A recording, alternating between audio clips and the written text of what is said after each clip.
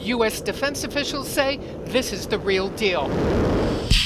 Russia test firing its new high-speed hypersonic missile, a missile that the U.S. military currently cannot defend against. Russian President Vladimir Putin pulling no punches on his intent. The new Avangard missile system is invincible against today's and future air and missile defense systems of the potential enemy. This is a big success and a great achievement. If the weapons work as advertised, there is no current defense against them. The Russian missile has captured the attention of Patrick Shanahan, the Deputy Defense Secretary, who will take over as acting Pentagon chief when Secretary James Mattis leaves next week. Shanahan warns the U.S. needs to be able to detect the fast-flying missile much further away than current radar systems can handle. The U.S. has to detect it thousands, not hundreds of miles away because of its high-speed approach. The Pentagon may spend more than $1 billion trying to develop and field its own capabilities. We have a number of options going on with hypersonic missiles. The Russians are making significant yet unproven claims about their missiles, saying it's capable of carrying a nuclear warhead. It flies up to 20 times faster than the speed of sound. It can adjust altitude and direction to avoid detection. Putin says it's invincible. We're going to need a different set of sensors in order to see the hypersonic threats. Our adversaries know that. The challenges are also political for President Trump, whose relationship with Russian President Putin has been rocky since July's Helsinki summit. Putin feels incredibly emboldened. Putin believes this is the time to press his advantage. He's put his forces in Ukraine, in eastern Ukraine. He's, of course, taken over Crimea. He's now gaining ground in Syria. This is Russia's time, in his view. Now, because the Russians are putting so much effort into this new missile, the U.S. is responding by funding its own effort. The Pentagon says it has no choice but to proceed.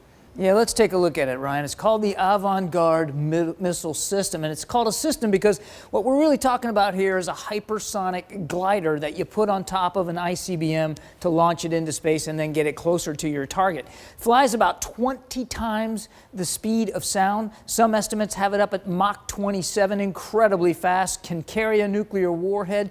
And the real scary thing about this is that as it closes in on its target, it can independently zig and zag and to avoid missile defenses.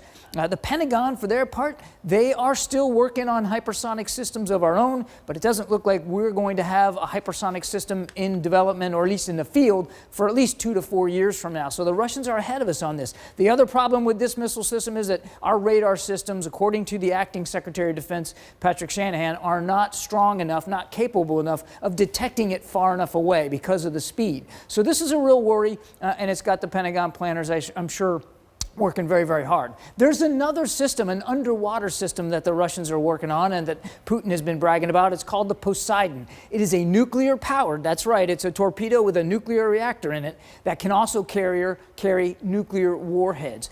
It is very long range, up to about 6,000 miles. It can travel at depths of up to 3,000 feet, and it's very fast. Somewhere the estimates are between 55 and 100 knots, 55 to 100 miles an hour underwater.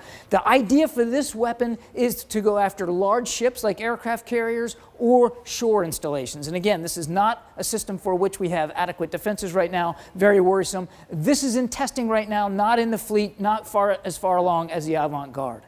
Now look, the Russians have also been doing a lot of military buildup and increasing their capabilities throughout the whole year. Back in March, they tested a new intercontinental ballistic missile called the Satan II, which can carry up to 26 independently targeted warheads, re-entry vehicles, if you will, 10 of them of a large size. In September, back in the fall, they did war games with China. Now, these war games in the East have typically been done to deter China. They've been about sort of making sure China knew not to mess with Russia. This year, they worked with China to send a message to the West and to the United States in particular. Back in October, of course, they've now using satellite imagery, we've been able to tell they've been upgrading military installations in Kaliningrad on the Baltic Sea, right on the doorstep of NATO.